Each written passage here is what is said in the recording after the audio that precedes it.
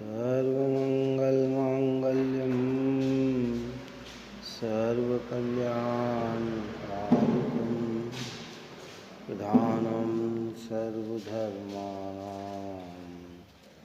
जैनं जयतु शासनम् जैनं जयतु शासनम् जैनं जयतु शासनम्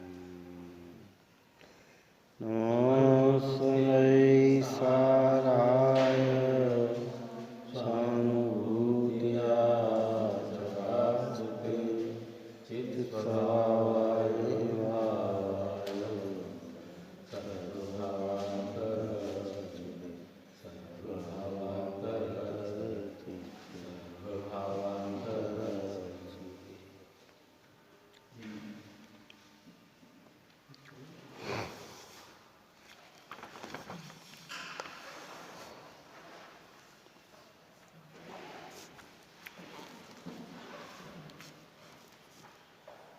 कलश अपना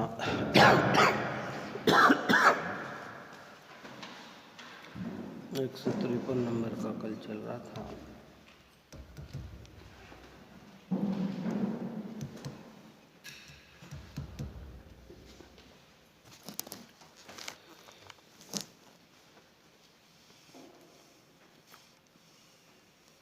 अविरत सम्यक दृष्टि से लेकर ऊपर के सभी ज्ञानी ही समझना चाहिए।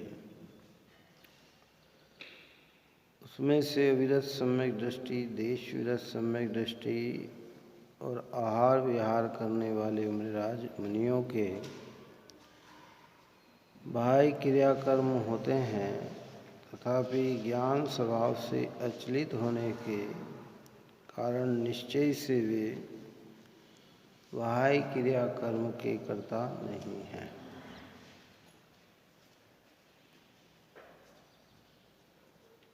ज्ञान के ही कर्ता हैं। अंतरंग मिथ्यात्व के अभाव से तथा यथा संभव कषाय के अभाव से उनके परिणाम उज्ज्वल है। उस उज्ज्वलता को ज्ञानी ही जानते हैं। मिथ्या दृष्टि उस उज्ज्वलता को नहीं जानते। यहाँ तक की चर्चा अपनी हुई थी। मिथ्या दृष्टि तो बहिरात्मा है। वे बाहर से ही भला बुरा मानते हैं। अंतरात्मा की गति को बहिरात्मा क्या जाने। क्या कहा कि मिथ्या दृष्टि तो बहिरात्मा है।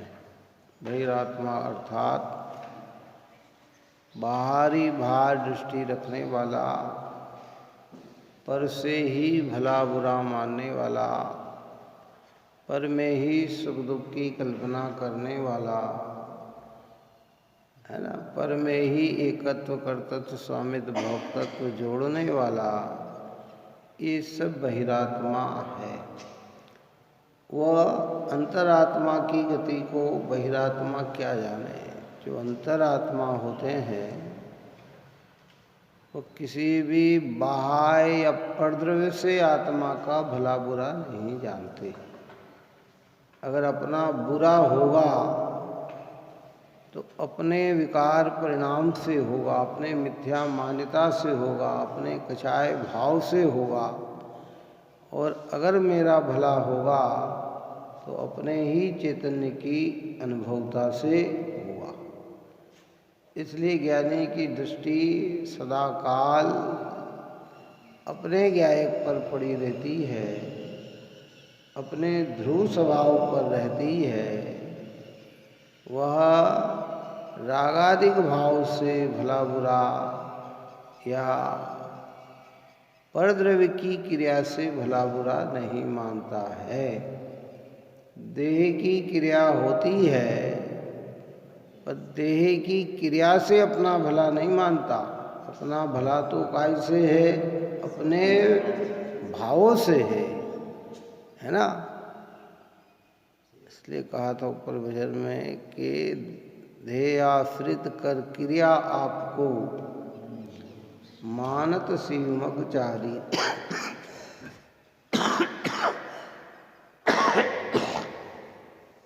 आपा नहीं जाना तूने कैसा ज्ञान धारी रे। हे आत्मन, तू अपने चैतन्य को नहीं जानता है तो तू कैसा ज्ञान का धारी है। देह की क्रिया को ही सुखरूप समझता है। ज्ञानियों को देह की क्रिया होती है पर वे उनके कर्ता नहीं है।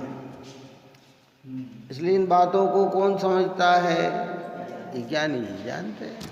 अज्ञानी की तो दृष्टि बाहर है।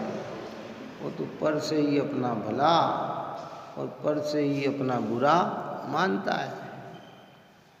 अभी इसी अर्थ का समर्थक और आगामी गाथा का सूचक काव्य 154 नंबर की कलशता अमृत चंद्र आचार्य भगवान कहते हैं, जो आने वाली गाथाएं हैं हमारी, उन गाथाओं में सम्यक दृष्टि की महिमार्थ और सम्यक दृष्टि जीव कैसे निर्भय होते हैं, इस सारी चर्चा को यहाँ आगे कहेंगे।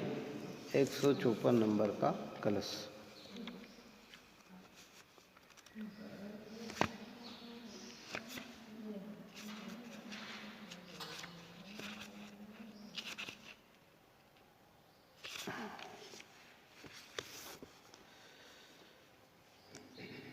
निश्चल रहे निर्भय रहे हाँ,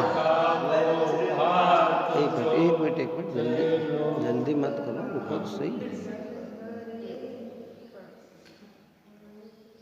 वज्र का हो पात जो त्रैलोक्य को विहल करे, फिर भी अरे अति साहसी सददृष्टि जन निश्चल रहे।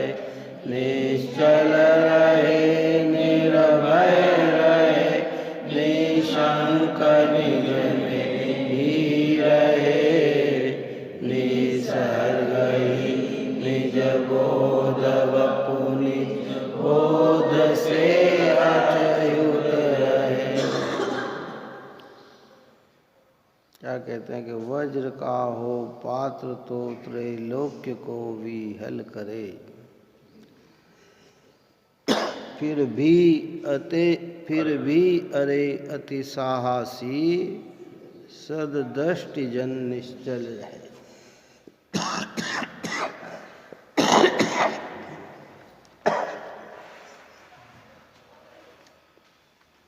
वज्र का हो पात्र जो त्रैलोक्य को विहल करे। क्या वज्र यानी क्या? हाँ, जिसको हम कहते हैं ठोस पत्थर, इनका भी भले कितने ही गिरे और जो जगत त्रैलोक्य को विहल करे, त्रैलोक्य जिससे देखकर दुखी हो जाते हैं, विहल हो जाते हैं, फिर भी अरे अति साहसी सददृष्टि जन निश्चल रहे। फिर भी सम्यक दृष्टि ऐसे साहसी होते हैं कि वे इतने होने पर भी वे तो निश्चल ही रहते हैं। कहने का मतलब क्या है कि सुमेरु पर्वत भी चाहे चलायमान हो जाए बाहरी आंधी तूफान आदि से, लेकिन फिर भी ज्ञानी अपनी श्रद्धा से चलित होता नहीं है। निश्चल रहे निर्भय रहे निशंक निज में ही रहे। कहते हुए निश्चल रहते हुए निर्भय रहते, भयाकांत नहीं। उन्हें ऐसा भाव नहीं आता है कि मेरी सत्ता का नाश हो जाएगा। मैं मिट जाऊंगा, ऐसा नहीं आता है, क्योंकि वे जानते हैं कि मेरी आत्मा तो अनादि अनंत है, कभी नाश को प्राप्त होने वाली नहीं है। कर्म के उदय में अनेक प्रकार की प्रक्रिया होती है, फिर भी मेरा चैतन्य स्वरूप कभी भी नाश को प्राप्त होता नहीं है। संयोग के वियोग होंगे, देह में वेदनाएं उत्पन्न होगी, फिर भी मेरा कभी भी नाश होने वाला नहीं है। ऐसे निर्भय रहे, निशंक निज में ही रहे, और निसर्ग ही निज बोध, वपु निज बोध से अच्युत रहे। क्या अद्भुत बात कहना चाहते हैं। आचार्य भगवंत की अद्भुत शैली है। देखो भाई, चौथे गुण स्थान से लेकर सारे ऊपर के जीव सम्यक दृष्टि होते हैं, जो दृष्टि में किसी की भी संसर्गता नहीं है, किसी की। अपना एक चैतन्य एक, बाकी सब अन्य, चाहे वो अनुकूल हो चाहे वो प्रतिकूल हो, वो मेरे स्वभाव रूप नहीं है। क्या? निज बोध वपु, अपने निज बोध, अपना जो है क्या, बोध का अर्थ क्या? ज्ञान। निज बोध, निज का ज्ञान है, अपने चैतन्य का ज्ञान निज बोध से अच्युत रहे, कि अन्य से वे बिल्कुल कैसे हैं? च्युत, और अपने स्वरूप से अच्युत। कैसे है ना? बाहर से हटकर अपने में जमे हुए हैं। देखिए क्या कहते हैं, जिनके भय से चलायमान होते हुए, खलबलाते हुए तीन लोग अपने मार्ग को छोड़ देते हैं, ऐसा वज्रपात्र होने पर भी ये सम्यक दृष्टि जीव स्वभावतः निर्भय होने से,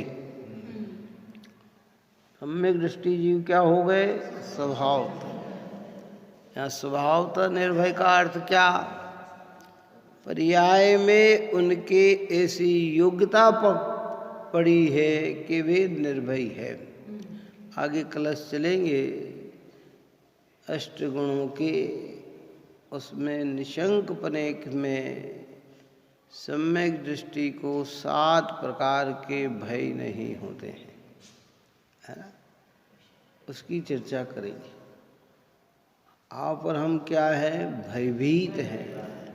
हमें इस लोक का भय भी है, परलोक का भय भी है, वेदना भय भी है, अकस्मात भय भी है, मरण भय भी है, अगुप्त भय भी है, चोर अचोर भय भी है। ये सब हमारे भय है, लेकिन सम्यक दृष्टि के हृदय में इस प्रकार का कोई भय नहीं।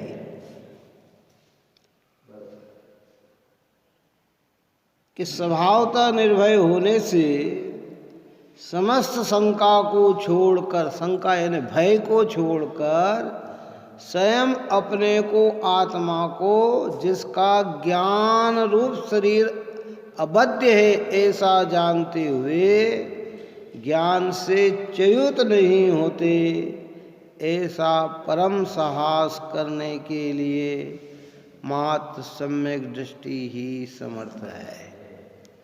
इतना पावर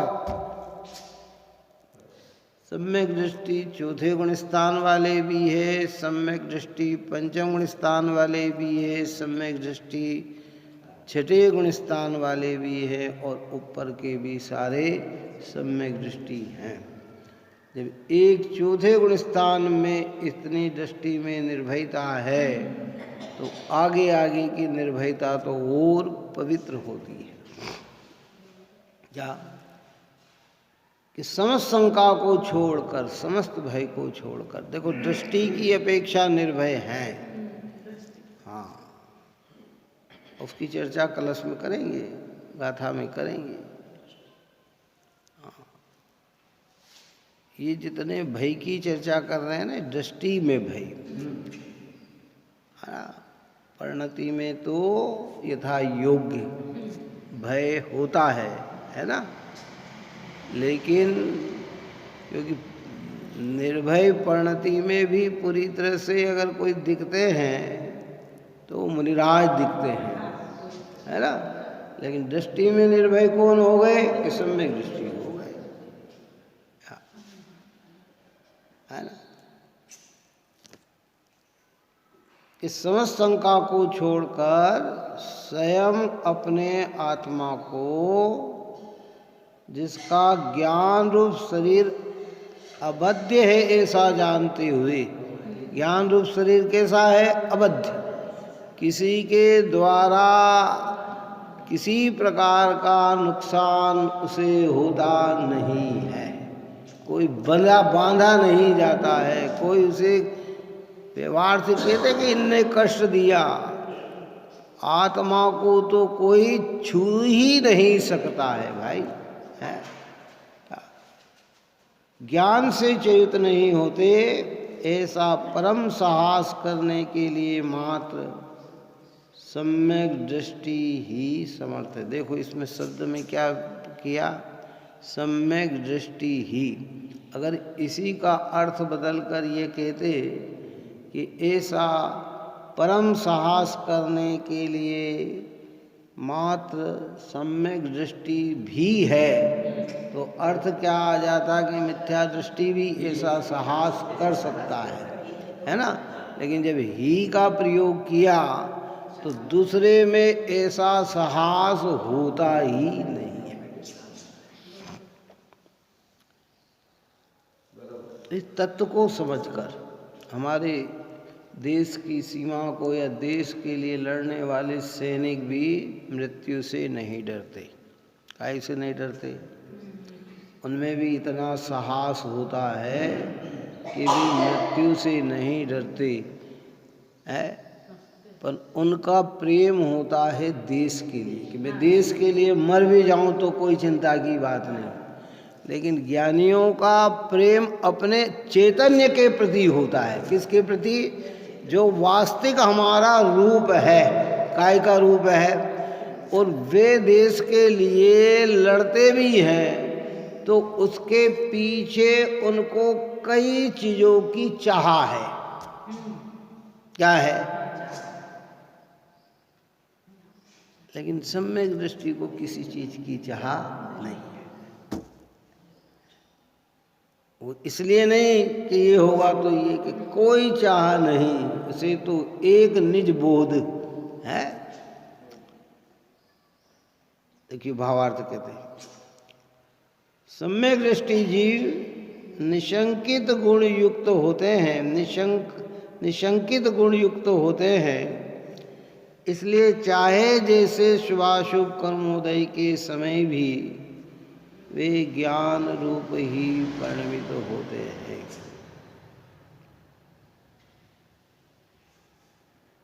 चाहे जैसे, देखो कर्म का उदय दोनों प्रकार का है, पहले भी अपन ने इसकी चर्चा की है।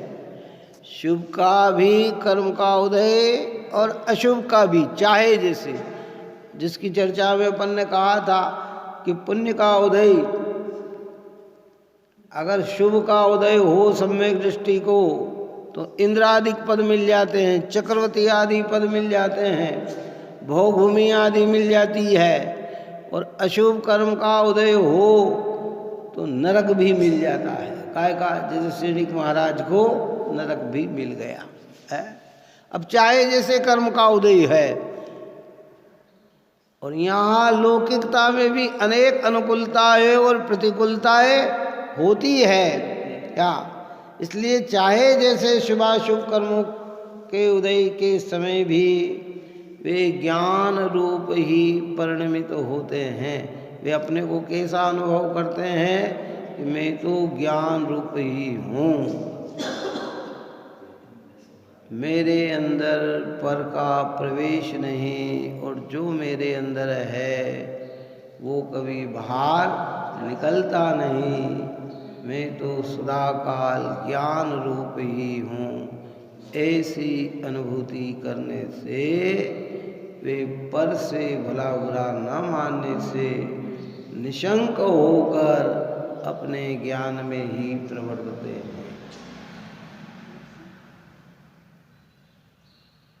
अज्ञानी को जरा जरा सी बात पे भय आता है।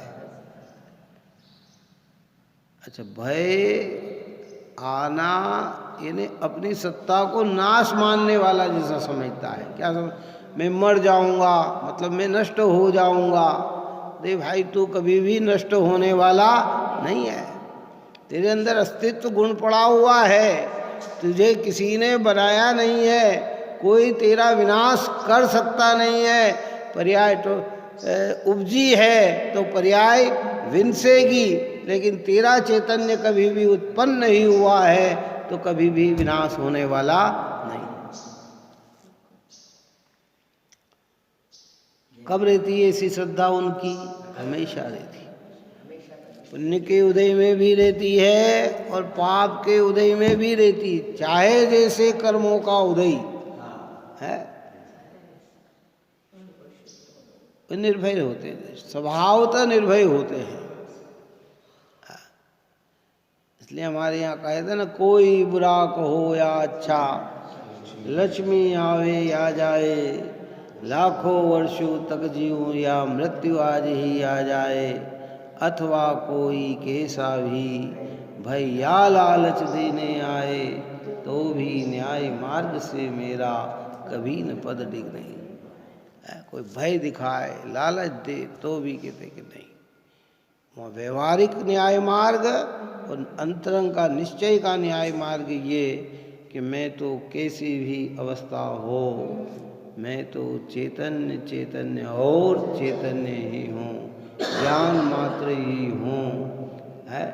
चाहे, क्योंकि उदय अवस्था कैसी आ जाए, उदय अवस्था किसी ने किसी की नहीं देखी। अपन ने रात में भी कहा था कि देखो अभी वहाँ भूकंप आया, किसे पता था कि सोए हैं तो उठ पाएंगे कि नहीं उठ पाएंगे, हैं।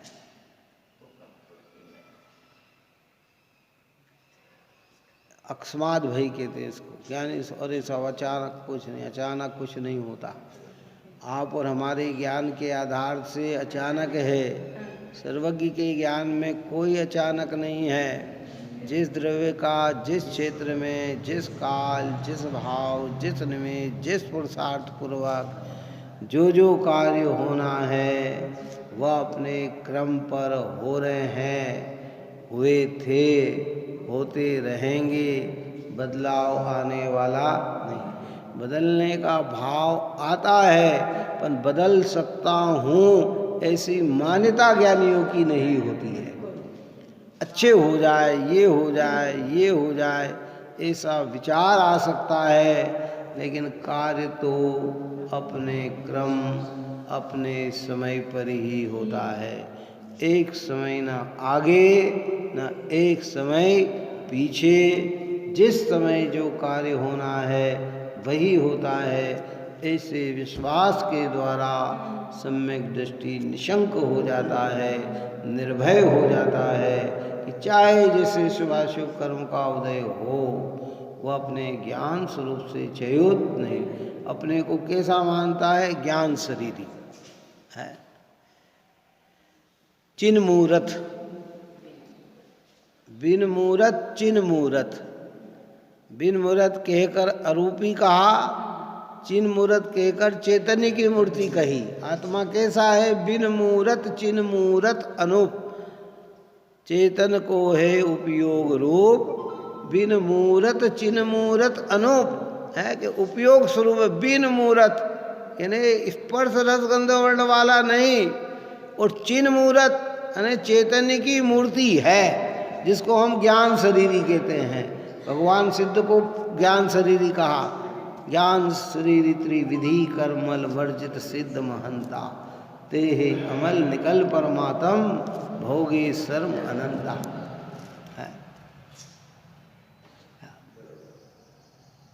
तो निशंक होता है। हमें निशंक बनना है। ये बात सुनकर क्या ध्यान करना, क्या विचार करना कि देखो कर्म के उदय को हमने देखा नहीं है, आगम बता रहा है। तो जैसा भी कर्म का उदय आए मेरी आत्मा का कोई नुकसान नहीं है। मैं तो चैतन्य और चैतन्य ही हूँ।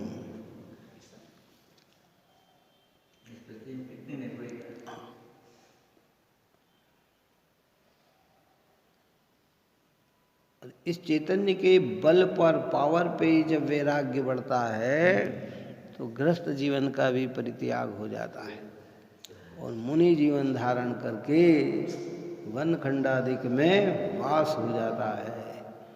अपने चैतन्य में ही विहार करते हैं बार बार बार बार। उन्हें लगता चाहे मुनिराजों पे भी उपसर्ग आ जाते हैं, मुनिराजों पे भी परिसर आ जाते हैं। कई कई मुनिराज ऐसे हुए हैं कि मुनि बनने के कुछ दिन बाद या 2-4 दिन बाद ही उपसर्ग आ गए। और कई कई ऐसे मुनिराज हुए हैं कि पूरा जीवन बिताया तो भी कोई बड़ा उपसर्ग नहीं आया। जैसे गज कुमार मुनिराज कितने दिन मुनि बने, मुनि बनते ही आ गया ना। सुकमाल मुनि बनते ही उपसर्ग आ गया है, ऐसे आ गया। पांडव मुनिराज मुनि बनते ही कुछ समय बाद ही उपसर्ग आ गया है। और कई ऐसे रहे कि जीवन पर्यंत तक कोई नहीं आई है। कुंदाचार्य जैसे 92 वर्ष की 11 वर्ष में दिगंबर बने और इतने साल तक जंगलों में रहे। सामान्य उपसर्ग तो आया होगा लेकिन ऐसा उपसर्ग नहीं आया। लेकिन वे आए तो भी निशंक थे, न आया तो भी निशंक थे है। कई के बहुत अनुकूलता रहती, कई की प्रतिकूलता रहती है। बाहर की प्रतिकूलता का मिटाने का उपाय तो नीचे के गुणस्थान में भी होता है, पर उसे ऐसा भय नहीं होता कि ये न मिटेगी तो मेरी सत्ता नाश हो जाएगी, मैं मर जाऊंगा, मैं मिट जाऊंगा, मेरा नुकसान हो जाएगा। कि नहीं, मेरा नुकसान अगर किसी से है तो वो मेरे अज्ञान भाव से है, मेरे विकार भाव से है, मेरे खोटे परिणाम से है, पर द्रव्य से मेरा कोई भी नुकसान नहीं है। और उदय तो चेंजेबल है और सर्वज्ञ के ज्ञान में तो झलक ही रहा है। यहाँ आने वाला समय किसके लिए किस रूपकता का होगा, क्यों? इसलिए स्वयं अपने आत्मा को जिसका कर्मोदय के समय भी वे ज्ञान रूप ही परिणमित होते हैं, जिसके भय से तीनों लोक के जीव कांप उठते हैं, चलायमान हो उठते हैं और अपना मार्ग छोड़ देते हैं। ऐसा वज्रप्रात होने पर भी सम्यक दृष्टि जीव अपने स्वरूप को ज्ञान शरीरी मानता हुआ ज्ञान से चलायमान नहीं होता।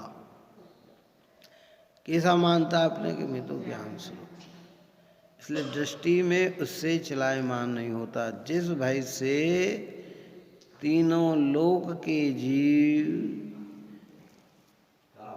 कांप उठते हैं, मार्ग बदल लेते हैं, सम्यक दृष्टि अपना मार्ग नहीं बदलता।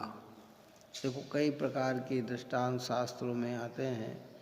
जब सम्यक दर्शन की महिमा आती है, ऐसे ऐसे दृष्टांत होते हैं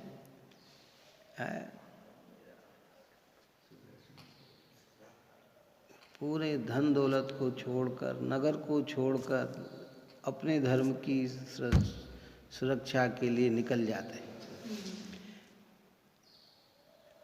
क्या होगा कि कुछ नहीं। शास्त्र में दृष्टांत आता, नाम मैं भूल रहा हूँ, कि एक राजा सृष्टि की लड़की पे मोहित हो गया। लड़की और पिता सब जैनी पक्के, जिन आमनाए को मानने वाले, जिन श्रद्धान को मानने वाले, जिनेंद्र भगवान को मानने वाले, उन्हें पता था कि मार्ग तो यही है। और बच्ची की पूरी लगन उनकी कौड़ी में थी, धार्मिक जिन धर्म में थी। अब राजा ने कहा, चारों तरफ से प्रेशर बनने लगा। बच्ची ने कहा कि नहीं, मुझे जिन धर्म प्रिय है, मैं अजैन के साथ। वो क्या करे, उन्होंने रातों रात जो कुछ थोड़ा बहुत बांधा और नगर छोड़कर चल दी, सब वहीं रह गए। फिर राजा को पता लगा तो उसे बड़ा दुख हुआ, पीड़ा हुई कि अरे ये धर्म के लिए अपनी समस्त चीज छोड़ने के लिए तैयार है? सब चीज छोड़ गए हैं। ये भार की चर्चा है, उनकी देव धर्म गुरु के सिद्धांत की चर्चा है। ऐसे ज्ञानी अपने चैतन्य के प्रति इतना रत होता है कि चाहे जैसी परिस्थिति होने पर भी वो अपने ज्ञान स्वभाव को छोड़ता नहीं है ना, कुछ नहीं छोड़ता। चक्रवर्ती और इंद्र, वो कहा ना कि मिथ्यात्व के रहते हुए चक्रवर्ती का पद भी शोभित नहीं है, और सम्यक सहित दरिद्री का पद भी शोभित है। उनकी कांक्षा क्या रहती, नहीं, एक सत्य समझ में आना चाहिए, चाहे बाहर में कुछ मिले या न मिले, है? हाँ, चक्रवर्ती। इसलिए यहाँ कहते हैं कि भाई उन्हें ऐसी शंका नहीं होती कि इस वज्रप्रात से मेरा नाश हो जाएगा। यदि पर्याय का विनाश हो तो ठीक ही है, क्योंकि उसका तो विनश्वर स्वभाव ही है। देखो कितनी मार्मिक बात कह दी।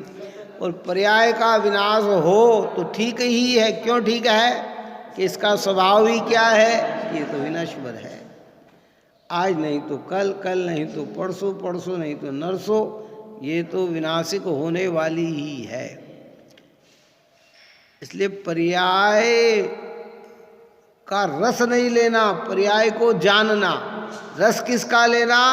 ध्रुव का लेना, चैतन्य का लेना, मेरे ज्ञान स्वभाव का लेना। ये ज्ञान स्वभाव त्रिकाल है और ये पर्याय विनश्वर है। और फिर बाहर में कैसी श्रद्धा होती पर्याय की भी ज्ञानियों को,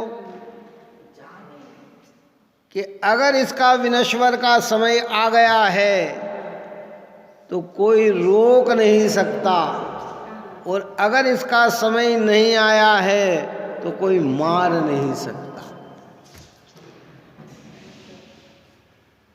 पर्याय का स्वभाव तो विनश्वर है, लेकिन समय और निमित्त में आयु कर्म का आप और हम जो आचार्य हमें कहते हैं कि निज आयु क्षय से मरण हो, ये बात जिनवर ने कही, पर आयु तो हरते नहीं, पर ने मरण कैसे किया। कि कोई दूसरा हमारी आयु तो छीन नहीं सकता।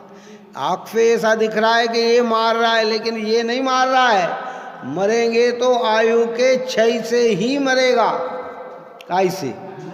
हाँ, कोई कितना ही आप और हम सुनते हैं कई व्यक्ति को कई गोली लग जाने के बाद भी जीवित रहता है, और किसको एक गोली लगने पर ही मरण को प्राप्त हो जाता है। कई को कई चाकू मार दे फिर भी बच जाता है, और किसी को एक चाकू लगे और मर जाता है। पूरी गाड़ी पलट जाए तो भी कुछ ना हो, और टकरा जाए और मरण को प्राप्त। अभी ये घटना जो घटी ना भूकंप की, इसमें एक दो चीज ऐसे भी निकलेंगे कि जो 8-10 दिन के बाद मलबा निकलेगा तो भी जीवित निकल जाएंगे, है ना। और कई ऐसे हैं कि जो चले गए बेचारे। तो मरण कैसे होगा? कि अपनी आयु के क्षय से होगा। निमित्त रूप से कहते हैं तो पर्याय का विनश्वर स्वभाव समझकर भी निर्भयता और अपने आयु की पूर्णता से ही मरण होगा ऐसा श्रद्धांत करके भी निर्भयता। पहली निर्भयता जिनागम के शब्दों के आधार पर, काय के आधार पर? भगवान ने कहा है मुझे डरने की जरूरत नहीं, जब मेरी आयु पूर्ण होगी मैं मरूंगा। लाखों वर्षों तक जीऊं या मृत्यु आज ही आ जाए। कैसा कैसा होता है कि लाखों वर्ष भी जिए या मृत्यु आज भी आ जाए तो भी जीव न्याय मार्ग धर्म के मार्ग को छोड़ता नहीं है, अपने प्रतीति को नहीं छोड़ता है। ऐसा चिंतन ऐसा विचार सम्यक दृष्टि के जीवन में होता है और पर्याय का विनाश तो होगा। तो कोई ये बात कहते हैं हमें जिनेंद्र का विश्वास आया तो जिनेंद्र की वाणी का विश्वास हो जाएगा। काय का होगा? हाँ, और भगवान ने तो जगत को पूरी तरह से देख लिया है। कैसे देखा है? आधा अधूरा नहीं देखा, पहले का देखा बाद का नहीं देखा ऐसा नहीं, वर्तमान का देखा पहले नहीं देखा बाद में देखा ऐसा नहीं, त्रिकाल देख लिया है। एक भी कार्य ऐसा नहीं। देखो अन्य मत में ये कहते हैं कि भगवान की इच्छा के बिना एक परमाणु भी हिलता नहीं है। ये जो भी होता है सब भगवान करते हैं। हमारे यहाँ जैन सिद्धांत में ये कहा कि भगवान करते नहीं, पर जो भी होता है वो भगवान सब उसे जानते हैं। क्या करते हैं? इसलिए भगवान महावीर की शिक्षा में आया है कि भगवान जगत के कर्ता हर्ता नहीं, ज्ञाता दृष्टा है। वो आने वाले समय में क्या होगा ये भी जान चुके हैं, पहले क्या हुआ था ये भी जान चुके हैं, वर्तमान में क्या हो रहा है ये भी जान चुके हैं। उनको सब झलक चुका है। तो उनकी बातों का विश्वास करके ज्ञानी पहली दृष्टि में अपने को निर्भय करता है और फिर वस्तु स्वरूप का विचार करके कि भाई पर्याय तो विनश्वर ही है। ऐसी कोई सी पर्याय संसार में नहीं है जो अनादि अनंत हो। बताओ, है ऐसी कोई सी? जब स्वर्ग का देव, सर्वार्थ सिद्धि का देव भी 33 सागर बाद भी देह बदलता है, पर बदलता जरूर है। भोग भूमि में 3 पल्ले बाद देह बदलती है, फिर भी बदलती जरूर है। मनुष्य में 84 लाख पूर्वांग के बाद देह बदलती है, फिर भी बदलती जरूर है। क्या? इसलिए देहधारी कभी भी अमर नहीं है। ऐसा स्वरूप समझकर सम्यक दृष्टि निर्भय हो जाता है, निशंक हो जाता है। उसे ये डर नहीं सताता कि मेरा नाश हो जाएगा। मैं कल भी अविनाशी था, आज भी अविनाशी हूँ, आगे भी अविनाशी रहूँगा। ऐसा निशंक ज्ञान में प्रवृत्ति करने से उसे किसी भी प्रकार का भय नहीं है। हम निरंतर भयाकांत हैं। क्यों? हर चीज़ से भयभीत हैं। हमें इस लोक का भय, भी आगे आएंगे इनका खुलासा करेंगे। इस लोक का भय, इस लोक का भय मतलब लोक का भय बना देता है। लोक में कौन क्या कहेगा, अरे मैं ये नहीं करूँगा तो लोग क्या कहेंगे, मेरी बुराई हो जाएगी, मेरा ऐसा हो जाएगा, मेरा वैसा हो जाएगा, है।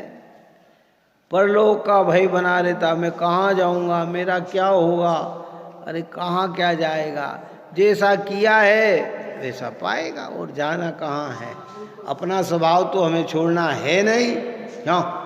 प्रत्येक जीवात्मा को अपना स्वभाव तो छोड़ना नहीं। और परिणति पर्याय जो मिलेगी वो अपने भाव के अनुसार मिलेगी। अच्छा किया है तो बुरा हो नहीं सकता, बुरा किया है तो अच्छा हो नहीं सकता। भाव करे नरक के और गति मिल जाए स्वर्ग की, ऐसा हो नहीं सकता। और परिणाम करे स्वर्ग के और गति नरक की मिल जाए, ऐसा हो नहीं सकता है। तो निर्भय है। वेदना का भी भय, अरे ऐसा वेदना, अरे भाई कदाचित कर्मोदय में बड़े बड़े रोग भी आ जाए तो भी ज्ञानी अपने ज्ञान स्वभाव से नहीं दिखता। वो जानता है कि जो उदय है वो तो कर्म का है और मेरा चैतन्य स्वभाव इससे भिन्न है। ज्ञानी और अज्ञानी कर्म नहीं जानता कि ये ज्ञानी है कि ये अज्ञानी है। कौन? वो तो जैसा बंदा अपने क्रम से उदय में आता है, वो ये नहीं कहता कि तुम ज्ञानी हो तो मैं तुम्हें नहीं आऊं, तुम अज्ञानी हो तो मैं तुम्हें आ जाऊं। कर्म का ऐसा कार्य नहीं है। वो तो तूने जो परिणाम, देखो आदिनाथ के भोजन में अंतराय उपजाए और पार्श्वनाथ प्रभु को ध्यान दे कमट मेघ बरसाए है। लक्ष्मण संग भाता जाके सीता राम गमाए है। अब ये तो सब कैसे थे? ज्ञानी थे ना। तो क्या कर्म ने कहा होगा कि नहीं नहीं हम उदय में नहीं आए? तीर्थंकर के जीव को हम उदय में नहीं आए कि भैया बांधा हुआ तो उदय में आता ही है, चाहे ज्ञानी हो चाहे अज्ञानी। बस अंतर इतना होता है कि अज्ञानी उस कर्म के उदय में आकुल व्याकुल होकर क्लेशित होकर अपने परिणाम को बिगाड़ता है, अपने अंदर में आत्मा की श्रद्धा को भी छोड़ता है, बाहर में पंच परमेष्टि की श्रद्धा को भी छोड़ता है। और ज्ञानी न अंतरंग में आत्मा की श्रद्धा को छोड़ता है न पंच परमेष्टि की श्रद्धा को छोड़ता है। वो चाहे जैसी अवस्था रहे वह निरंतर निशंक ही रहता है। इस सब बात सुनकर हमें इस रूप परिणाम बनाने का प्रयत्न करना। कैसा करना? अज्ञानी हम हैं, ज्ञानी हमें बनना है। ज्ञानियों की चर्चा सुनकर ही ज्ञानी बना जाता है। अरे ज्ञानी की देखो कैसे धन्य है पुरुष, ऐसे उपसर्ग के काल में भी जिन्होंने अपने चैतन्य स्वभाव को नहीं छोड़ा। शरीर में अनेक पीड़ा है फिर भी आस्था प्रभु की ही है, काय की है? प्रभु की है, पंच परमेष्टि की आराधना की है? तो कहते ये श्रेष्ठता है। परंतु फिर भी समय पे ही होता है। इतना बाहर वाले आप और हम जरूर विकल्प करते हैं इतनी पीड़ा से तो देह छूट जाए तो अच्छा, लेकिन वो छूटेगी हमारी भावना से नहीं, वह तो अपने आयु के निषेध पूरे होने से ही छूटेगी। आज भी इस भारत भूमि पे कई ऐसे लोग पड़े हुए हैं जो 8-8 साल 7-7 साल से कोमा में पड़े हुए हैं। कहाँ पड़े हुए हैं? और कई ऐसे हैं कि चटपट सब हो जाता है। कैसा होता है? गिरे और कई कोई बाहर की दृष्टि से देखा जाए तो ऐसा अब कोई प्रार्थना करता है ना, हे भगवान उठा लो तो अच्छा। भगवान कहाँ से उठा लेंगे भैया? क्यों है? उठा लेंगे क्या है? भगवान कहेंगे कि भैया हम अगर उठाने लगे तो हम भगवान ही नहीं रह पाएंगे है। अगर हम उठा सकते तो हम तुम्हें ठीक भी कर सकते। बात समझ में आई कि नहीं आई है? इस तो व्यवहार में कह दिया जाता है। परिणाम ये है बस अंत समय में शांत भाव पूर्वक देह छूटे। देखो जब आयु पूरी होगी तभी देह छूटेगा, लेकिन शांत भाव से देह छूटे, समता भाव से देह छूटे, पंच परमेष्टि की आराधना से देह छूटे, वितराग मार्ग की प्रतीति से देह छूटे, ऐसा भाव ज्ञानियों को आता है। किसको क्या कह सकते। 3 दिन तक शालिनी ने खाया। कितने दिन तक? अब सोच सकते हैं। इस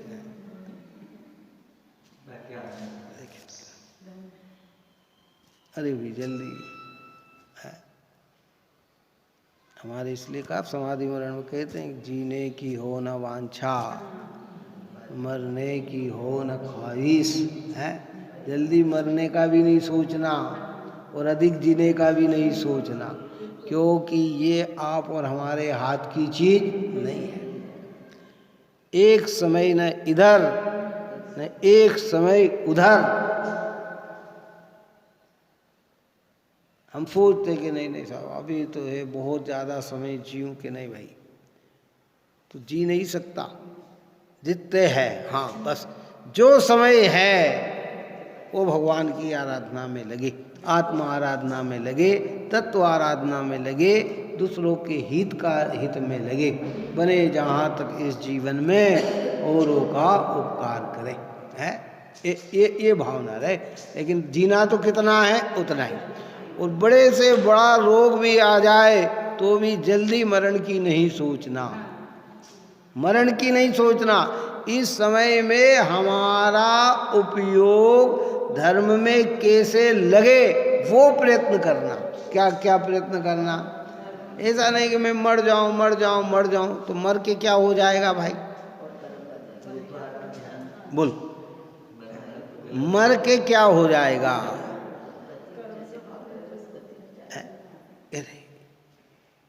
मैं जहाँ भी रहूं, यहाँ भी रहूं तो पंच परमेष्टि की आराधना में रहूं, और देह छोड़कर अन्य जगह भी चला जाऊं तो भी पंच परमेष्टि की आराधना में रहूं, और निश्चय में अपने स्वयं की आराधना में रहूं।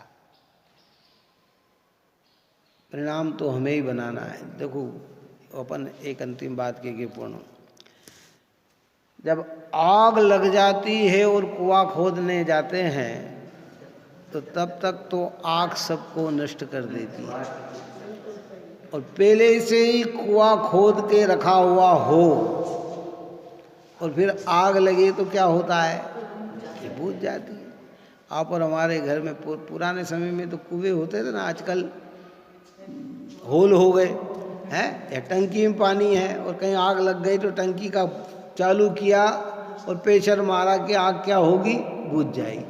अब हमारे पास कुछ भी नहीं है और हम सोचे कि पानी, अब टंकी में पानी, ये भैया जब तक तो वो ऐसा कह रहे कर्म का उदय आए, उसके पूर्व में ये तैयारी रहे तो वो शांति से जीवन निकल जाता है। और हम सोचे, कई बार होता है ना बाद में जाके आखिरी समय में, अरे साहब इनको नमो का, अब उसकी इंद्रिय शिथिल हो गई, कभी तत्व सुना नहीं, पंच परमेष्टि का नाम लिया नहीं, अब आप जाके बोलो भी तो उसका मन तो पूरा काय में लगा है, उसी में लगा हुआ है। और वो पहले से ही आराध्य हो तो परिणाम उसके बड़े शांत हो जाते हैं। ऐसे यहाँ कहते हैं कि आप और हमें निशंक होते हुए, कैसे होते हुए? निशंक यानी निर्भय, भय रहित होते हुए, अजर अमर आत्म तत्व का विश्वास करते हुए, ज्ञान स्वभाव को लक्ष्य में लेकर पवित्र देव शास्त्र गुरु की आराधना में अपना समय व्यतीत करें। यही मंगल भावना है।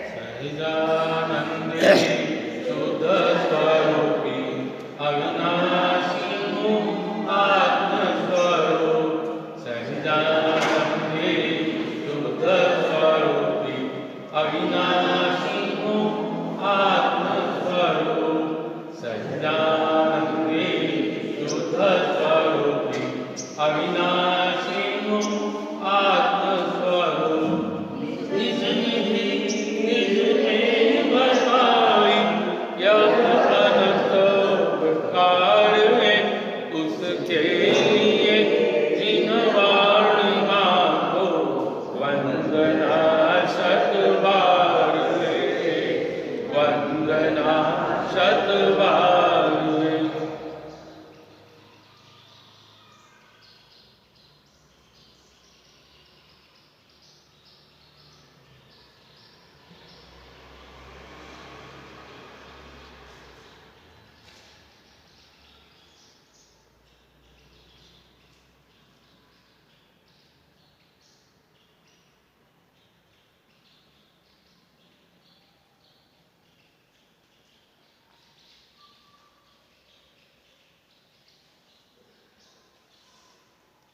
जवणी के ज्ञान से सूझे लोकालोक,